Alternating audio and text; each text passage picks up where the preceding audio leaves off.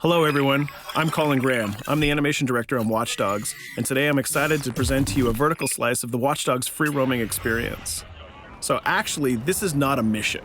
Everything we're going to showcase today is completely systemic, and we're free to do as we please. We start off in the wards, the low-income district of our interpretation of Chicago. When creating the world of Watch Dogs, we wanted to stay true to the city and give a unique flavor to each and every neighborhood, not only in terms of the architecture, but also in terms of the people that you'll encounter and what is happening in their day-to-day lives. In the wards, you'll see working-class citizens, rusty cars, gang members, abandoned houses, and low-grade pawn shops. It's really not the kind of place that you're going to want to be alone after dark.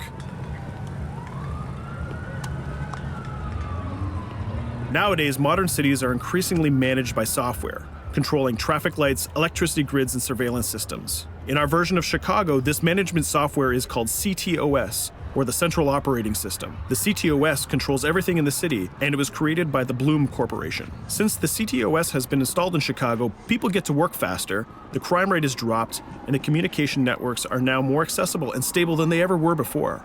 It goes without saying that if everything is connected, somebody able to take over the system would be extremely powerful. At this point in the game, we don't have control over this district's CTOS system. The icons that you see over people's head mean that we cannot hack into their mobile devices at the moment. We need to find the CTOS control center, install a backdoor virus into the system to take control over all of the infrastructure in this district. There it is, the CTOS control center.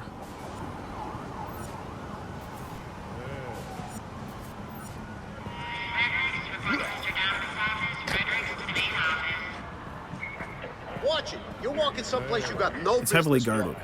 Let's see if we can find the server access codes from a distance. With cameras, we can explore restricted areas without being spotted, tag different guards, and access details on their lives. What the hell is she doing with that weasel motherfucker? It seems that Bloom employees all have a sort of shady past. There it is, the access code to the server room. Unfortunately, we can't access the server via the cameras. We need to sneak inside. One thing that was really important to us when we designed Watch Dogs was to fully support different player styles. Every situation in the game can be tackled the way the player sees fit. In this situation, we can go all out guns blazing, completely stealth without the guards ever seeing us, or we can hack from a distance without ever setting foot inside the restricted area. Let's hack this forklift. Aiden can use the environment to distract and lure guards. Pretty much anything you hack has multiple functions. So, for example, you could use this forklift to access the roof, or you could use it to create cover. Hacking in Watch Dogs is all about player expression. Let's set an improvised explosive device so we can hack it a little bit later.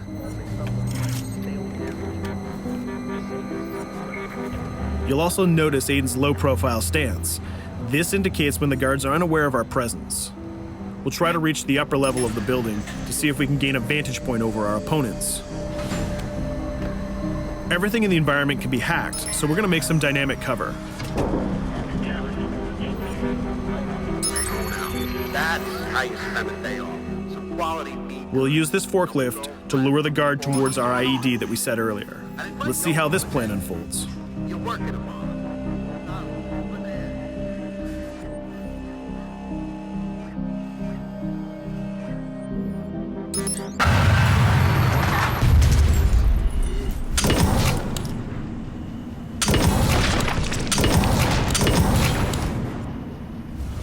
What you just saw is called focus.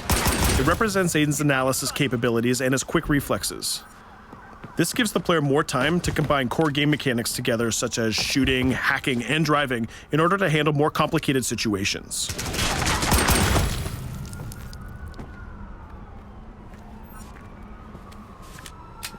Now we can access that control room.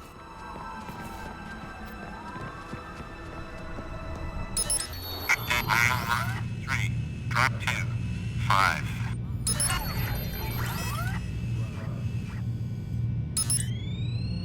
Now we'll be able to hack all of the devices connected to the CTOS within the districts. Thousands of cameras, traffic lights, the electricity grid, and most importantly, all of the citizen information profiles. We can also benefit from the Chicago Police Department crime prediction system, which uses facial and pattern recognition to spot potential criminals or potential victims. Since this is a pretty rough neighborhood, I'm pretty sure we're going to stumble on some suspected criminal activity pretty soon. And there it is. The system just pushed an alert of a potential crime. We can see the system trying to triangulate the location on our minimap. Take note, this isn't a mission. This can happen anywhere at any time. We've just spotted a potential victim. It's always up to the player if he wants to investigate or not, to take action or not. So let's see how this turns out. Yeah, you're right. Could I just...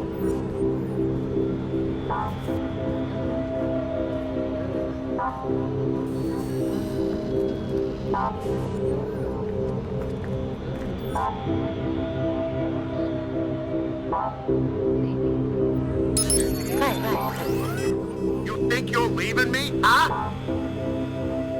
Jesus, I told you to stay away from me! You belong to me now. Get it? You better leave or I'll call the cops! I'll fucking kill you, goddammit. Get off! Yo! That was close. Good thing that we intervened. We managed to prevent the crime, but we triggered a chase. From here, the criminal's behavior is unpredictable. He can try to get away, shoot back at us, surrender, or call for backup.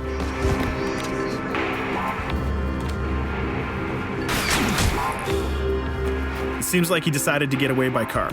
Let's chase him down. In Watch Dogs, we have a wide variety of vehicles. Each one of them has their own unique properties and handling.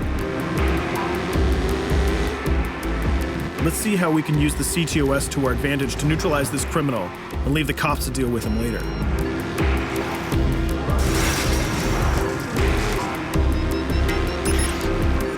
The chase stops right here. Using the blockers usually reserved for the cops during interventions, we managed to stop this criminal without killing him. This gives us a reputation bonus. This system is at the core of the Watch Dogs experience. Depending on how we handle different situations in the game, the media and the citizens will have a different perception of our hero, whether he is a true vigilante or a reckless criminal. This will have repercussions throughout the game. Now, let's head for the Loop, the historical district of Chicago, where you're going to find the most iconic buildings in the city.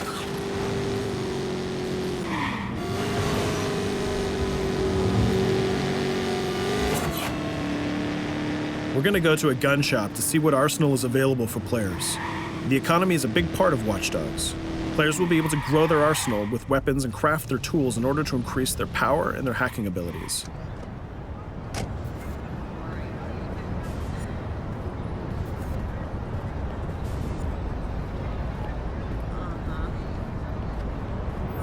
No, it's okay.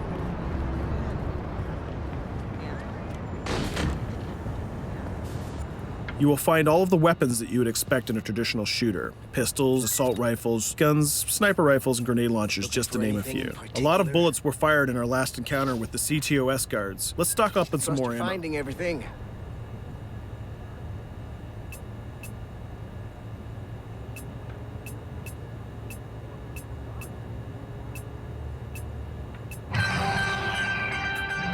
As we mentioned earlier, the media keep track of your actions and the citizens are going to react according to the perception that they have of you. Here, the media is reporting a crime in which you are the #1 suspect. The gun shop owner recognized you and decided to trigger a silent alarm to notify the police. Copy that. Possible one suspect presumed armed and dangerous. Police are now trying to locate the source of the threat using the surveillance system in the city, represented by the yellow circles on the minimap. Come in, PH3.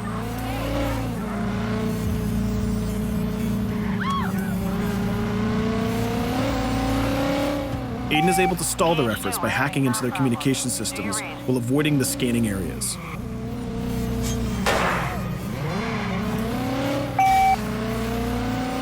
PH units, do you copy? Repeat, squad to all PH units. Once they've lost our trail, we can go back to our activities.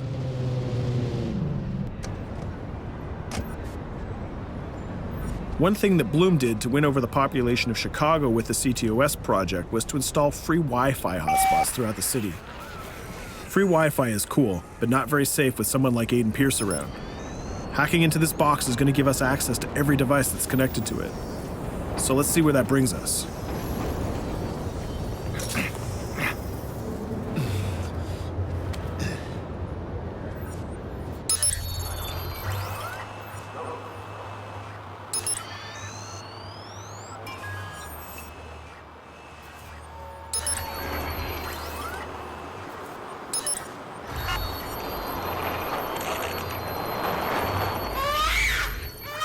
We just hacked into the webcam of a laptop. It seems that we're in the apartment of a mother and we can hear her baby crying in the background.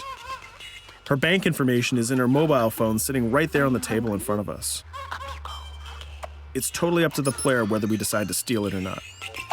Of course, this won't affect our reputation because nobody can witness this action. Just like in real life, nothing is totally black or white, but rather many shades of gray. This is exactly the situation where we want the player to question his own morality. Let's go withdraw that money. If you think that you're alone, think again. Aiden is not the only hacker in town.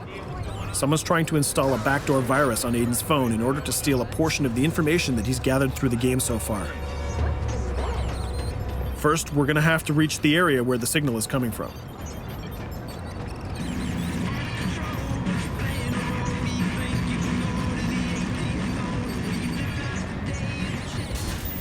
Using our profiler, we're going to try to identify the hacker before the installation finishes.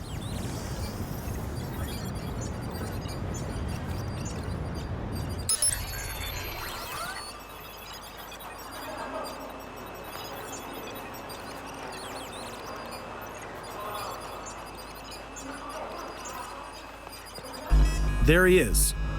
In Watch Dogs, things aren't always what they seem to be. This is actually another player that seamlessly came into our single-player experience. Let's not let him get away with this. We're gonna teach this guy a lesson.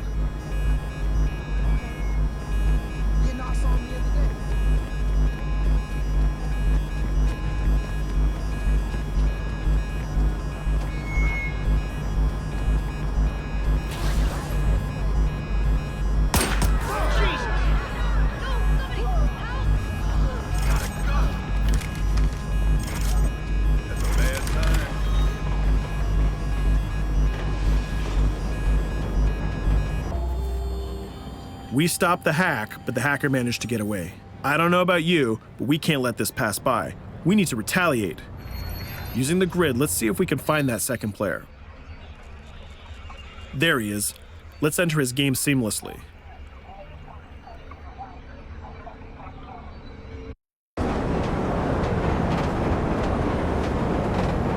The second player is not yet aware of our presence. If we act carefully, he might think that we're one of the many NPCs in the city.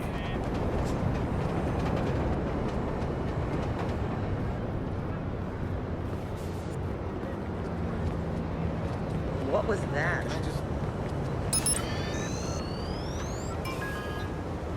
So let's find a place to hide and start hacking. What's going on?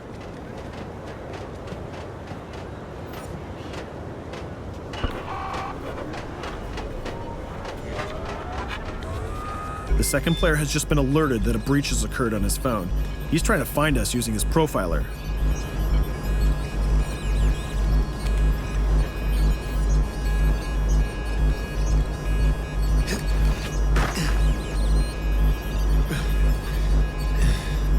He's dangerously close. Let's hide in the car. We're spotted. Let's get out of there.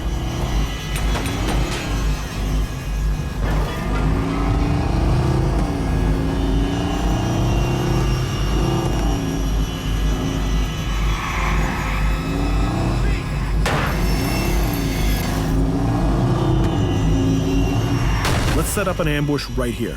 By dragging the other player back here into the alley, we make sure that no civilians get hurt during the firefight. We didn't succeed in hacking the second player, but we did get a little bit of revenge. So that's what we have time for today. We hope you enjoyed our quick gameplay session. Stay tuned for more about Watch Dogs.